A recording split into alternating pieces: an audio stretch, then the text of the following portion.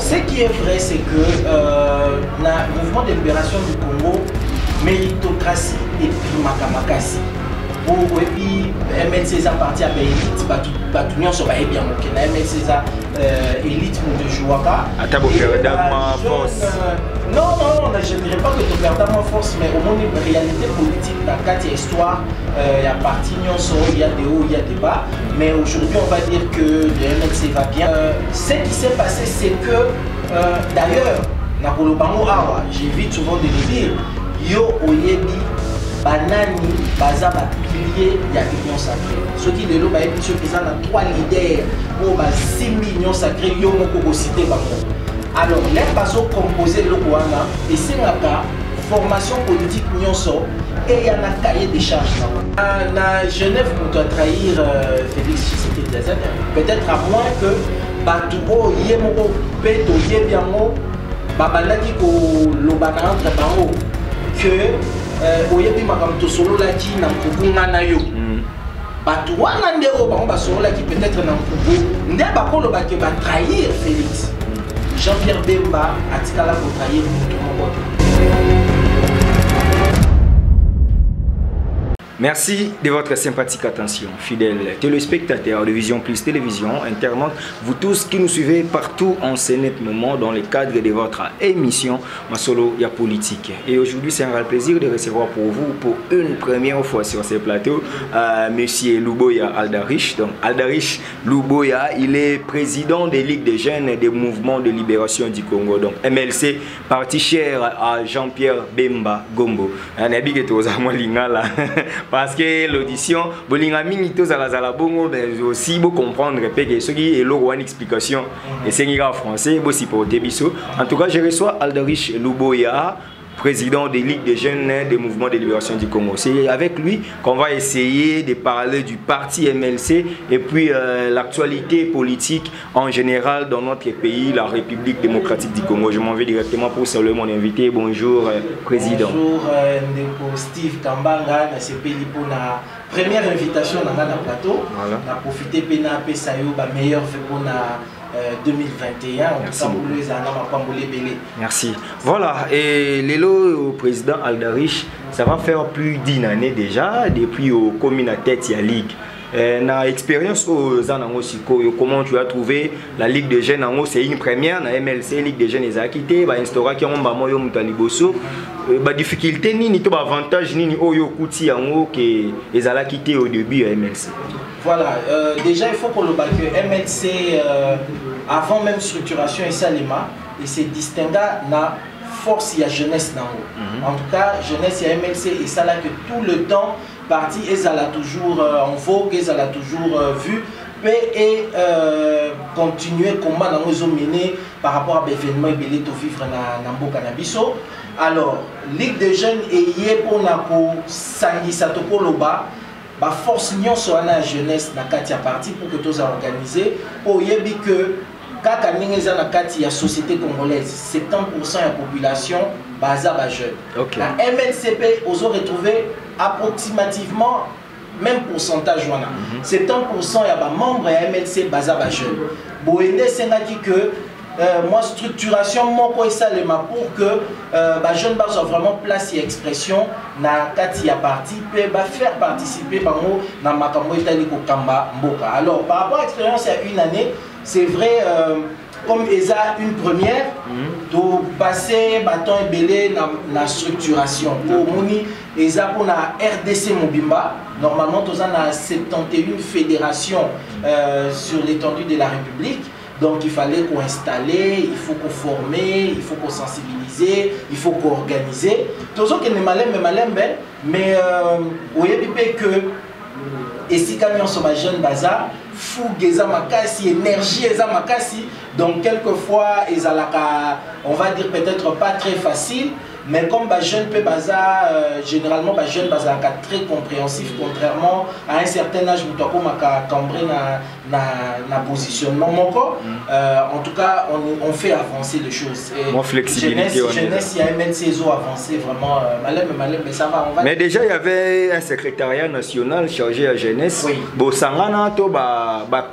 fait, le président de la Ligue de jeunes du mouvement de libération du Congo a rendu secrétaire national en charge de la jeunesse dans Katia Parti. Ah, ok. Donc, le Kolasiko, Ngande Moutunaza, la fonction, Naza ministre de la jeunesse, na Katia MLC. Donc, ceux qui le lot, MLC, ils allaient qui na gouvernement, ceux qui le lot, ils sont aujourd'hui gouvernement, na cause la ministre de la jeunesse, il y a MLC. Donc, Billy Kamal et MLC. Équivalent. Ah. Voilà. Et puis, balobi qui est cadeau Jean-Pierre Salakio, parce que généralement, dans le gouvernement, on a vu presque le président de la Ligue des jeunes, tout le ministre, dans la coalition, on a vu Billy Kamal pour l'INC, on a vu Yves Bunkoulou pour l'IDPS, on a vu encore chez quoi trois comme ça, le président de la Ligue des jeunes s'est retrouvé qui n'a pas perdu Papi Pungu, donc ils ont fait poste et ils ont mis la visibilité au comité ministériel.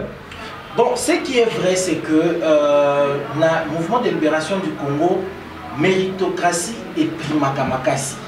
Pour MLC parti à l'élite, batunion sur bien moké na MLC élite de jouaka. Atabo perda moi force. Non, je ne dirais pas que tu perds moi force, mais au moins une réalité politique dans quatre histoires. Il y a parti il y a des hauts, il y a des bas. Mais aujourd'hui, on va dire que le MLC va bien. Et donc, le président national Alinaki a plus en avant que les jeunes parce que le Kolanalobaki participe à l'action politique, dans combat politique autour mené.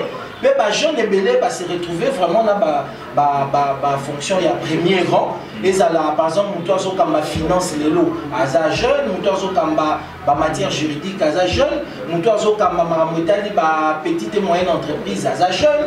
Donc, on va dire que le président national Atalaki a évalué selon méritocratie, a responsabilisé, oui, que l'école paie à la politique et à la caté, et à la partie politique, ils ont à prendre Batunion son nene Bakambakamboka. Donc voilà. Voilà, j'avais réussi. Avant tout ça, une émission. Lobby Nayambaki, Amis Makutano, vice-président de la Ligue des jeunes à IDPS. Et tant on a yambié, na Kolobanaye, quand il parle de la jeunesse, alignement na jeune pour évoluer, à Ken ML, Sabinet na MLC. Et comme ça, bien Jean-Pierre Bemba vraiment le gouvernement quotidien, mais à Tiki jeune. Daniel Mbaou, Bino, Bozalazalawana. Est-ce que vous avez vraiment qui est Afrique, président parti, l'édition de Steve. Bisso, c'est plus la méritocratie. On va dire généralement, il y a lutte la génération et ça va toujours. Il faut renouvellement à la classe politique, même si moi personnellement je pense que renouvellement à la classe politique est à un niveau de mentalité, mais à un niveau de HT. Pour ça, les jeunes, peut-être plus jeunes que moi, mais mentalité déjà comme un politicien donc c'est plutôt la méritocratie et je pense que comme le président a la vision wana à la qui c'est mon gouvernement et MLC Ningan à Salaki la nomination, j'estime que s'il arrivait que le MLC n'a pas de responsabilité dans la charge gouvernementale ou dans la charge étatique, je pense que le président n'a d'ailleurs collège de fondateurs, je pense que va orienter ma connaissance, il y a privilégier les jeunes, privilégier la jeunesse et surtout privilégier la femme et la jeune fille pour faire avancer le Canada. Genre. La participation, c'est très important. Voilà, puisqu'on a parlé des gens, on a parlé de la jeunesse, pour ça, on a au moins mouké. Bozo Kota, bon, Bozo Kota, parce que Bozo a une union sacrée, mais évidemment, après, on a, et aussi, on a moi partage kaka, ata Bozo Kima yango, mais moi partage Roya kaka. Mais n'engeni ni pe président Nabino Abanda Imbala, mon chocho, on l'accuse quand même, que Bangona Moïse Katumbi, ils étaient très exigeants, il y a aussi une primature, il y a aussi une assemblée nationale, dans les cas contraires, il va claquer porte, il y a union sacrée, mon idée qui est discrédité. Je ne pense pas. Je ne pense pas. D'ailleurs, dossier Oyo et l'Obami tellement et tu peux considérer un dossier mon clos. Pour la simple raison que je pense opinion peut comprendre que Makamouza Ndenge Wanati. Ce qui s'est passé, c'est que d'ailleurs, j'évite souvent de le dire, yo oyebi banani baza ba pilier ya union sacrée. Ce qui lelo ba ebi que ça na 3 leaders o ba simbi union sacrée yo moko ko citer bango. Alors les baso composé loko wana et singaka formation politique nyonso et y a na cahier de charges nango. Otolobi vision oyo mokonzi mboka pesi biso peut se retrouver que ils ont concordé na vision na biso. L'air tozo lingato tchaba vision na biso mi balé ensemble ya biso mi ça tout le les unité nationale, c'est-à-dire que ba parti politique nyon sur le autre commission qui na 25 26 regroupements politiques, formation politique oyo bazo micha ensemble pour na union sacrée.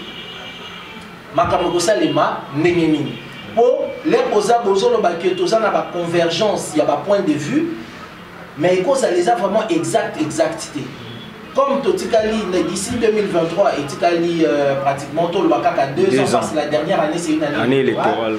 Donc, et qu'on sait que ensemble, Vanda va se fixer un objectif. Bah le que Tokosa la ligne, priorité n'a pas les années. Total par exemple que né baloma qui priorité ma sécurité, ma sociale, économie en boka il faut qu'il y ait bien. Tokosa la ligne pour que Toko qui ça. Atteindre l'objectif voilà. Et c'est que chaque équipe ait un cahier de charge constituer équipement pour bouer task force. Okay. Donc tout le monde en français force de travail. Donc équipe wana eza délégué à partis politiques différents yé kutani bazo travailler luka moyenne ni bako sangisa ba vision na ba cahier de charge à la formation politique nyonso wana ba sangisango comme ça sa planification na ndenge longo bani pour te union sacrée échouer dans objectif na moté makambo ekota la siko répartition à ba responsabilité wana ekoyasima. Donc makambo peut-être ba congolais ba yokaki ezalaki c'était un discours politique ou ekosalema pona ba raison nango mais ba leader o basimbi union sacrée tozobenga bango le trio vira baza kaka bazo travailler pe décision asuka bango bazwaki ezalaki que lokola la task force musala nango zokende malamu totika ngo évoluer ndebo isima tokoya kotala ndenge makamozo se présenter pour tout mais maboka yake de liboso. Mais tout le monde a une contradiction quand on lobby peut-être un discours il y a un politicien tout le monde Moindo Nzangi a pesi ba mécontentement naie Kabound a répliqué bino porte-parole na bino pe akei mais on dirait porte-parole on dirait alobaki ndenge bokanisa kité parce que bibino se boza absorber la vision d'un chef de l'État.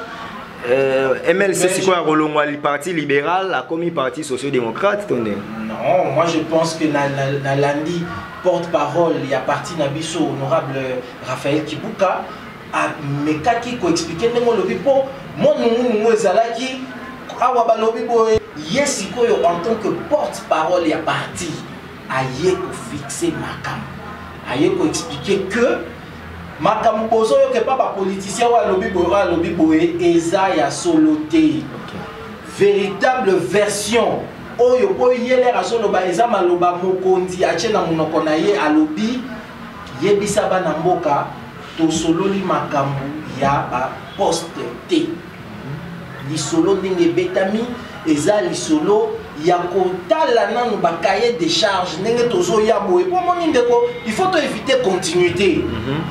Et ça pratiquement bah, même Batouana, Oyo, Bazalaki Boye, Baye Boye.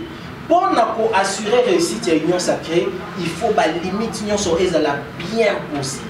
Il y a moins de travailler dans nous, dans le cahier de charges. Ndé Boye, Ndeko Raphaël qui bouka Aloba qui a tel ça qui n'a pas d'amboka. Clairement, vraie version il y a le Cambouana.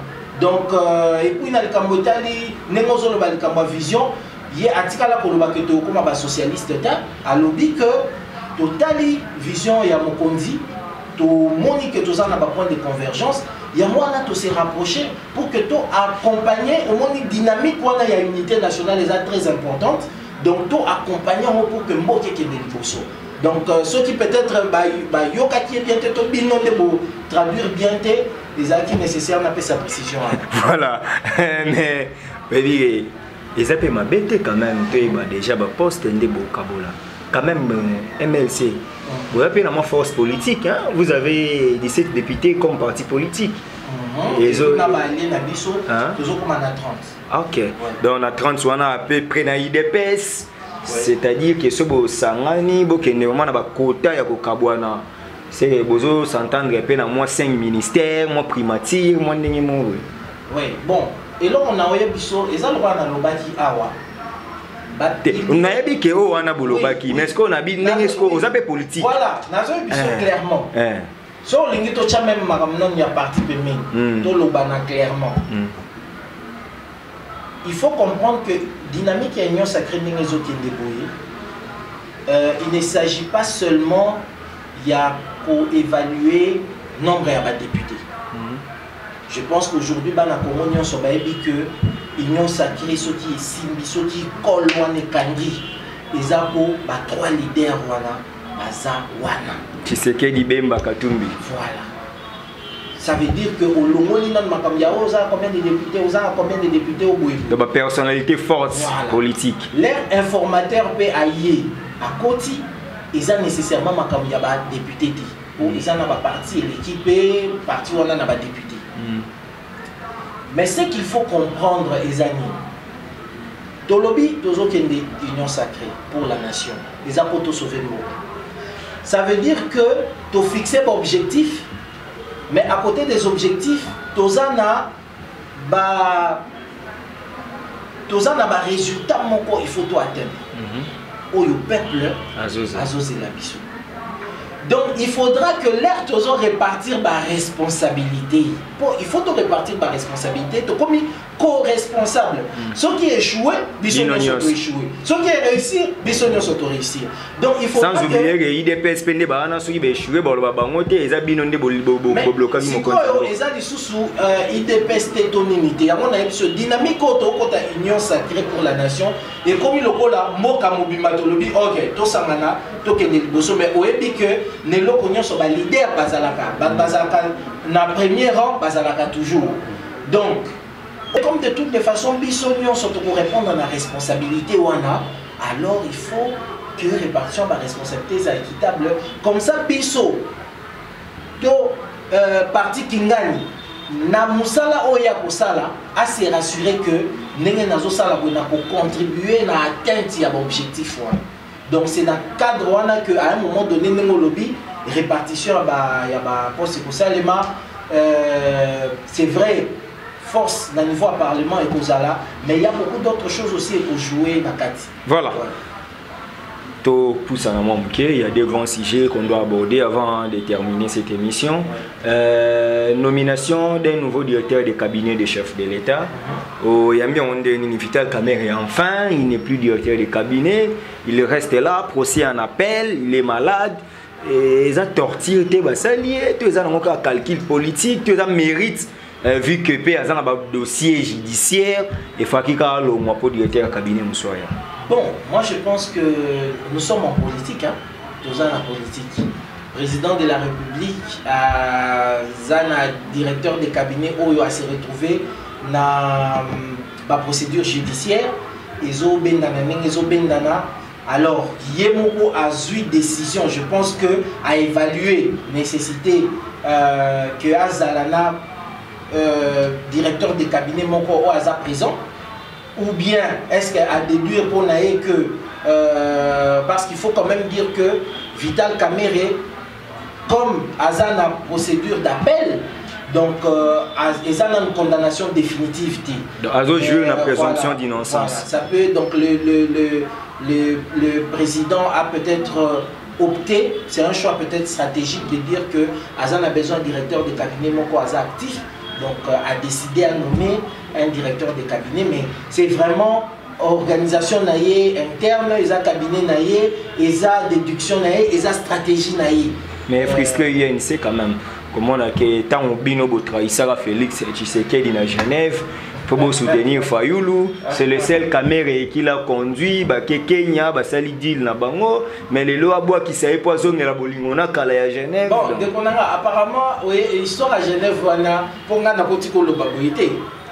Na Genève, on doit trahir Félix Tshisekedi Azadeh. Peut-être à moins que batu o yemoko peto yebiango babandaki ko lobana entre bango que oyebi makamto solo laki na mkukunga na yo batu wana nde o bango basolo laki peut-être na mkuku nde bakolo bake ba trahir Félix Jean-Pierre Bemba atikala ko trahir mutu moko to aza mutu asala ka makambo na ndenge longobani na Genève l'air baké procédure ndenge salemaki na ebité ce que yebi il y a eu un premier tour Oyo Jean-Pierre Bemba a participé à quitter parce que Azalaki na course y compris na Moïse Katumbi Azalaki na course leur premier tour est Salemi et que Makam déjà et tout le bac les carottes étaient déjà cuites bon Azalaki tout.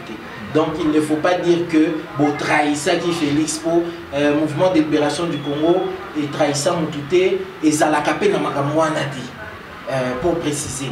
Alors est-ce que lésé caméré est-ce que bandeko ya UNC baza lésé c'est à eux de le dire malheureusement dans la porte-parole il y a UNCT yonanga toyebi peut-être entente et salémité avant de nommer le nouveau pour battre promettre bon caméra obima selon les informations que nous avons en notre possession. Moi je suis un homme qui aime parler des choses, des faits qu'il maîtrise. Ouais. Donc, Toyebi entend que Salemi na police. Est-ce que UNC est lésé? Porte-parole na bango, je crois mon collègue Yambe na émission awa. To le koloza mo pandisango yo sala ka banquette na terre. Nde oboye ba soti baza lésé. Na banquette na ngana sali na moni ke caméra azola tapo ya Chibala. Donc on dirait qu'il y a de la primature, de la prison à la primature. Peut-être qu'il faut l'honorer dans nos directeurs à cabinet, laver la justice, et puis dans le cadre de l'union sacrée, tout le monde a Nairobi, ils ont la majorité. En français, on supputation. Donc, aux ça la supputation. Naza mutuya ba supputation te. Naza mutuya real politique. Naza mutuya réalité, il y a concret. Donc on a comment ya bongo oyebi. Mais ceux qui battu nio ba prison, ba bima, ba comment bango. Non, il y a eu des cas comme ça mais il faut pas généraliser. Donc sur base de ça ça va vous léser caméra à la primature. Le MLC. Voilà, je pense que il y a Bemba, il y a Katumbi, il y a Félix, mais caméra est maman primature. Responsabilité, responsabilité n'est que la répartie. Na cadre il y a union sacrée et que la répartie na ndenge ya consensus ndenge to le baba. Ça veut dire que bande union so bazane union sacrée ba ko se concerter. C'est le président de la République qui a le lead. Mais bako s'est concerté, bako tala que bon répartition. D'ailleurs, sur le classement, bon pour réussir le loco classement, tout ça là il faut 10 à match caméra là. Voilà. Une fois que répartition de ça les peuple congolais, je pense que à Koyamano na Sengo, mieux sopé tout pour évoluer na musala ona. Je ne pense pas que a priori les en sens c'est que ceux qui boit tout pour analyser, ceux qui boit tout pour analyser. Non. Il faut garder en tête que c'est une nouvelle dynamique d'unité nationale. Mais ma camunyoso, nous salons par exemple, oyo, bande qu'on a vu sur la task force, bah ça la botu moi, Nicolo yo, et ça pour s'assurer que l'air tozo amorcé et locoyo est raté. Il faut y réussir. Donc je pense que nakati ya nakadre à consensus wana ba ko trouver mutuwa sengeli pour à combat gouvernement madame. Ba tebele ba bangela union sacrée za roi Isoral. Au ça le roman boé après simbi dans côté bo panzani to comme on a des gouvernements parallèles, il y a Tshisekedi de côté, il y a Birin de côté. Non, c'est pour cela que excusez-moi, c'est pour cela que au moins l'histoire et permet à Kabiso de tirer la leçon.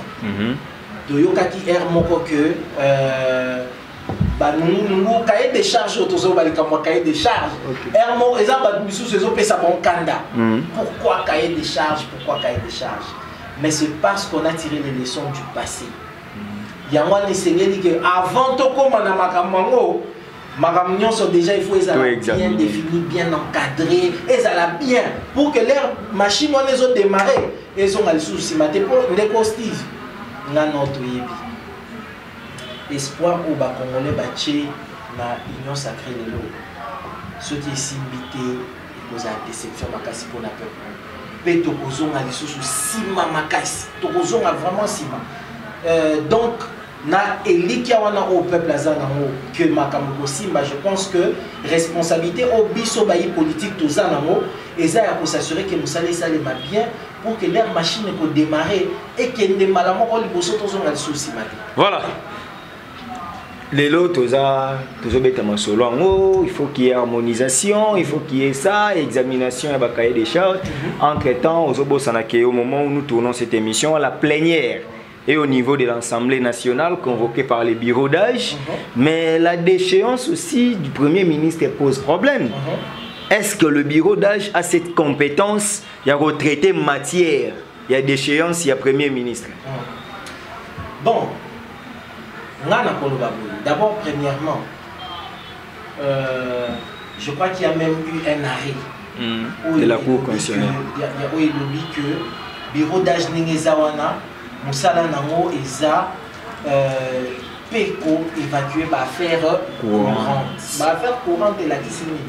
Et la Kissini que, dans Moussala, biso toza ermoko toza chance ya kozaba salarié à gauche à droite.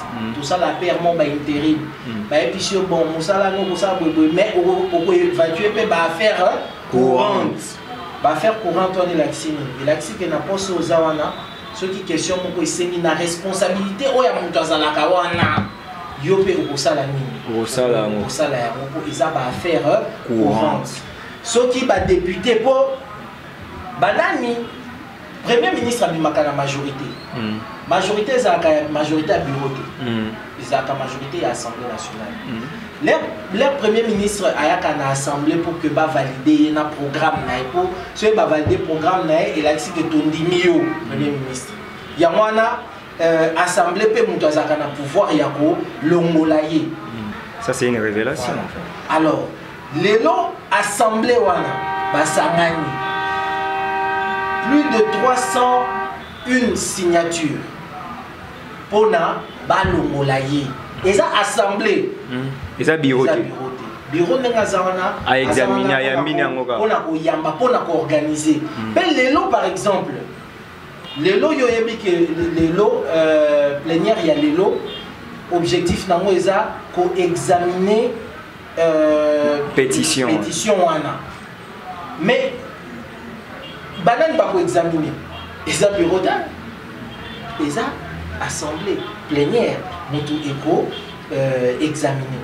Donc ceux qui assemblée sangani majoritairement balobi que tête ministre il faut aya awa. Bureau d'âge ko eza na place wana musala na mwezani. Et ça pour le bac OK, nga comme musala na nga awa eza pour évacuer ba affaire courante. Na benga ministre. Na benga mais plénière awa baza na besoin non. Premier ministre plénière baza na besoin non. Assemblée nationale eza na bosenga na yo, il faut ya pour eza na pétition moko boye pour na lié na motion ya censure. Donc en réalité, moi je ne pense pas que juridiquement parlant, et le roi n'est pas qui poser problème. D'ailleurs, sachant que ça, majorité, il y a plus de la majorité, il y a assemblée, va signer la pétition. Ça veut dire que s'il y avait même un bureau aujourd'hui élu, il n'y a qu'un bureau élu par cette majorité-là. Donc les conséquences en réalité politiques, juridique, sur le plan juridique, je ne pense pas qu'il y ait problème. Mais sur le plan politique aussi, parce que conséquences, c'est qu'on en a la même. Voilà, conséquences, c'est dans la même. Si vous avez un bureau, c'est un objectif. Il y a un bureau définitif, mais bon, on va faire courante alors que ordre du jour. Il y a session extraordinaire, les élections et bureau définitif. Bon, moi, personnellement, je pense que d'abord, ça reste une affaire quand même interne. Et ça, organe, dans quatre institutions, le Parlement, Assemblée nationale, et la Chambre, et une organisation interne. séquençage, déjà, définition, il y a ordre du jour, il y a session na bango, na séquençage, il y a différents points, et ça plus une organisation interne. Donc s'il y a un problème de séquençage et que bande commission sous bamoni que non, il fallait non prioriser et lokoyo avant et lokoyo, je pense que c'est en interne, suivant règlement intérieur na bango, que bako régler problème wana. Mais en tant que Moutaza Banda et institution n'a colobaté que il fallait Zalaboito. Aux Ara 333 na Mwamba et aux Ouagité. Et Tika la côte. 333 ya Mwamba d'Ariche. Ah ok. Si le premier ministre n'a été pour Azoyate. Lobi azaki na Joseph Kabila, autorité morale ya FCC, na Katanga, na Robimanae na réunion, a lobi a sali déclaration te, tozeli ta zo Jets, bon, il est encore 15h pendant qu'on tourne, peut-être après il y a 17h. Et comme il est nini, sanctionne comme la première ministre, ce qui a été na plénière à l'élo. Et contour, nini assemblée comme ça la va réussir en mission là-bas. Les connards n'a pas sûr que la politique, conséquence. Moutouignan Soaza, un homme politique averti, a dit que les carottes sont déjà cuites. Conséquence, qu'il les veuille ou pas, il part. Et ça, inévitable.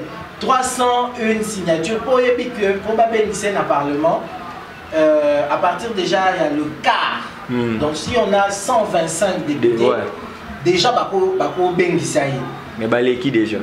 Wana oko tchapa hypothèse que oui, il y a 125 députés, mais est-ce que Bamissous Bozana Bango?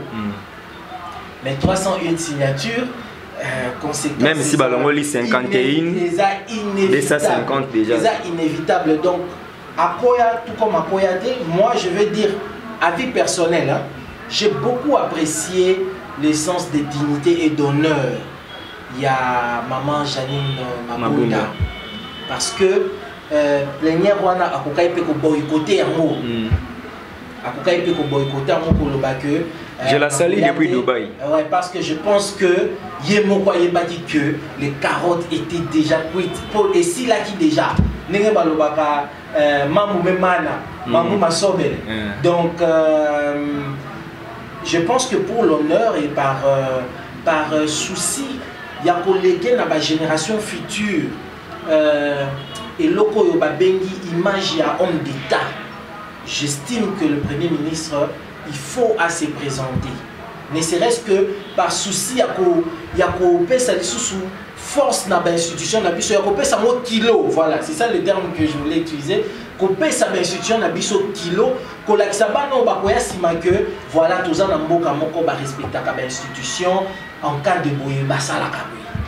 Déjà, je lui aurais conseillé de venir, mais bon, journée Pessili Namte, Naïmte Soka Oyate, mais Ayate, sort Naïe, ils ont déjà scellé, je pense que conséquence est inévitable. Bande rebelle est analyste politique, Balobaki, comme il est en mission, c'est lui qui fait l'intérim ici, peut représenter les gouvernements notamment. C'est Gilbert Kankonde, ministre de l'Intérieur, vice-premier ministre. Il faut se présenter. À se présenter dans l'intérim, le roi Yazaki. D'accord, la franc et honnête, Nayo.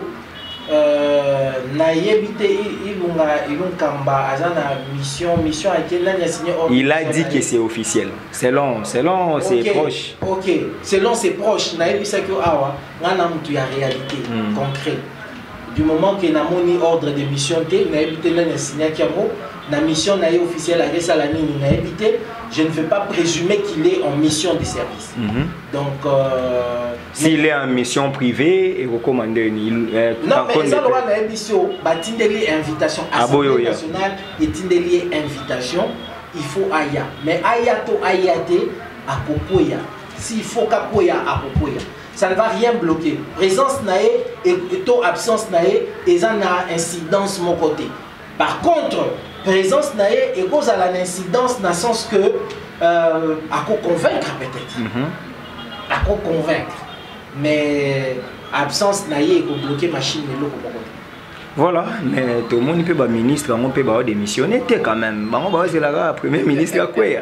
Tout le monde a ministre à côté union sacrée, tout le monde a Gema Tembo, Pius Mwabilou, député, ministre à IDPS, ministre à INC, tout le monde a peut démissionner. Quand on peut perdre, vraiment. Voilà, bon, qu'il tire la démission, ça comme ceux qui est ministre à MLC, je pense que l'Allemagne n'a sa raison, peut-être il y a persistance na bango, mais comme baza ministre FCC cash, donc naebi ba directive ba cité na ba parti na bango, naebi ba motivation na bango te, donc moyen na lobelango ezate constat ngana tozo sala ya mwana yo tikoloba. On est arrivé à la fin de cette émission. Merci. Maintenant, je vais poser une question. Oui. Comme Congolais, 2 ans depuis qu'on a vu l'alternance pacifique et civilisée, aujourd'hui, ça fait 2 ans, jour pour jour. Aldarich Lubo, il n'y a pas comme politique, comme un Congolais, toujours Nanzela pour nous. Bilan, il y a un chef de l'État. Bilan, il y a chef de l'État, tout bilan, il y a République. Il y a République, hein? Donc ça c'est bien. République Mobimba, je pense qu'en tant que simple Congolais, Oyo Afandi Ayoki qui est président de la République, Yemoko Alobi. Pour président de la République, la personne la mieux informée en Boka. Ok. Alobi, Bandeko Nanga, te perdre temps. 2 ans Oyo, ton métier ko sala makambo. Et Simbité. Qui salomé ban. Qui salomé ban. Ça veut dire quoi? Ça veut dire que pendant les 2 années, il n'y a quasiment rien qui s'est fait. Les stages ont échoué. Mais on peut individuellement, on a plus qu'on noter au moins il fait structurel où ils ont que autant que Mbok qui n'a axo et je pense que le président a été honnête. Même si Nakati et l'autre peut-être majeur de noter déjà que il y a la gratuité de l'enseignement où il y a un léger charge à parents et payés qui pose des sérieux problèmes. Simple Congolais, je l'observe, mais qui pose des sérieux problèmes. C'est pour ça que le mouvement de libération du Congo et salua déjà que finalement, tu commis qu'on respecte la Constitution.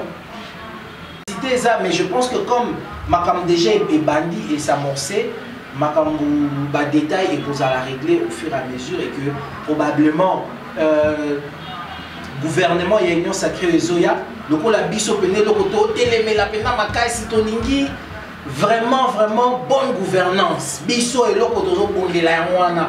Bonne gouvernance. Il y a une BCC, il y a une économie nationale. Il y a une bonne gouvernance. C'est-à-dire que dans le secteur, peut-être parce que la mission n'a pas place où les a pas point fort dans mission. Bata la capé bilan.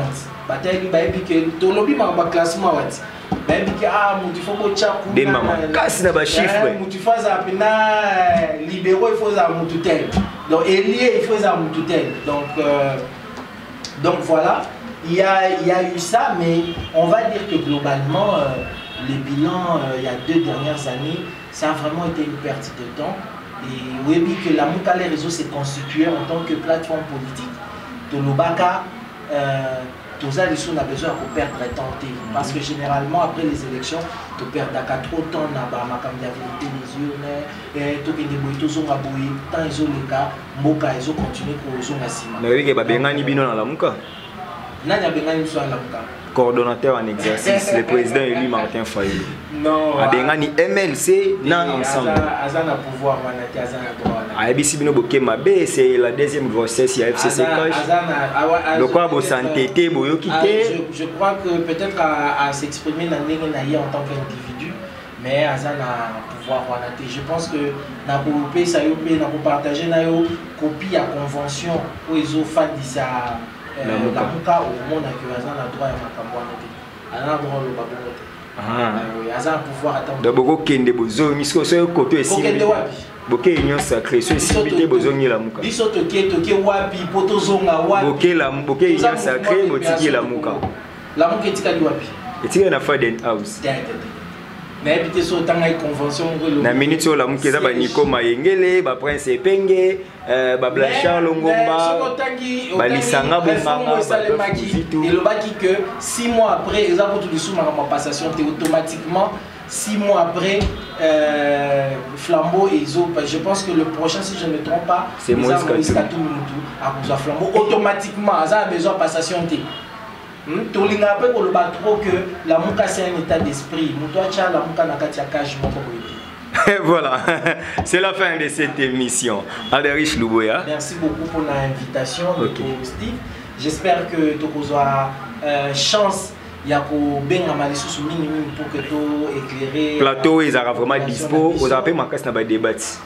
Bata FCC, bata la vérité. Donc, attends, tu as 10. Vérité et bon anakate. Vérité le bama kaka. To kabola boye pour ma kofi ko maté. Vraiment. Donc, là la CPI et je voudrais vraiment noter il y a fin vraiment pour Penakita par rapport à l'équipe ce sont des jeunes qui travaillent, des jeunes entrepreneurs. Oyo bazo sala un travail vraiment excellent. Merci. Et je vous encourage à aller encore plus loin. Bosa la dessous maramamine de makasi. Je pense que la dynamisme boza nango il n'y a que de grandes choses qui tolobité to sanganana to tomamboka bana na biso bazo na sima ba bénéficier quand même na mboka moko oyo il fait place au vivre bien. Donc unité ezala kimia ezala na mboka na biso sikanyonso. Voilà, c'était le président des Ligues des jeunes des mouvements de libération du Congo, Alderish Luboya Freeman. Freeman. Ah, comment on est à Congolais? Pour on est à Mikanda, nous vraiment yango kaka. Ouais, ça comme ngana za congolais donc ça comme congolais. Ah, Freeman. Et là ici homme libre mais donc des souches germaniques. Ah, okay. Donc il y a comme makana de N nasuka. Mais il a ici homme libre. Je pense que ce balobi que comme landaka yo yebinga dans ma pensée et même sur le plan physique comme ça, je suis plutôt quelqu'un de libre. Voilà. C'était lui, Alderish Luboya Freeman. Ah voilà. Président des Ligues des jeunes des mouvements de libération du Congo, il était là, vous aviez quand même écouté sa pensée en général et il a essayé aussi d'ouvrir les horizons, des brèches aussi que nous personnellement nous avons compris que c'était un apport pour ceux qui suivent cette émission. Voilà, c'était un réel plaisir de les recevoir et merci à mon équipe technique. Là j'ai dit un grand merci à Odette Lessa depuis Suisse-Irlande, merci à Kwaku Vantoto qui était à la prise de vie, merci à Lionel qui est au montage numérique de cette émission. Il y a José Moulumba depuis Birmingham. Merci à tout le monde, Père Louis-Marie de Jésus, Emmanuel Mandanda. Vous étiez tellement nombreux et vous et moi, nous allons nous retrouver très prochainement pour un nouveau numéro de cette émission. Comme nous avons toujours dit, puissance à Liloba et l'équipe Alissassi. Donc restez chez vous et puis suivez votre émission. Nous allons nous retrouver très prochainement pour un nouveau de cette émission. D'ici là, portez-vous bien. Bye.